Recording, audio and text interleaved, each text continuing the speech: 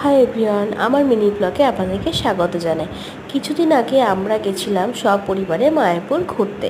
আর সেখানে গিয়ে আমরা মহাপ্রসাদের জন্য গেছিলাম ঈশ্বরদান ভবনে। এই প্রথম আমরা ঈশ্বরদান ভবনে গেছি, কারণ এর আগে আমরা গদাভবনেই খেতাম, কিন্তু ঈশ্বরদান ভবনটা এই প্রথমবার গেলাম। আর এখানকার মানে জায়গাটা খুবই সুন্দর। এটা একদম 4 নম্বর গেটে ঢুকে প্রথমেই পড়ে এই ঈশ্বরদান ভবনটা। তো ঈশ্বরদান ভবনটা খুবই সুন্দর। এখানে টিকিট হচ্ছে 150 টাকা মহাপ্রসাদ গ্রহণের জন্য। আর এখানে সকাল 10টা থেকে টিকিট দেওয়া হয়। যেহেতু আমাদের বাড়ির পাশের একটা বন্ধু মায়াপুরে থাকে, তো তাকেই বলেছিলাম টিকিটটা কেটে রাখতে, তাই আমাদের কোনো অসুবিধা হয়নি। এখানে দুপুর 2:30 পর্যন্ত শেষ মহাপ্রসাদ দেওয়া হয়। আর আমরাও ঠিক 2টোর সময় গেছিলাম। তো এখানে মহাপ্রসাদের মধ্যে আর সমস্ত প্রসাদই কিন্তু খেতে ভালো ছিল। প্রসাদ কখনোই খারাপ হয় না খেতে।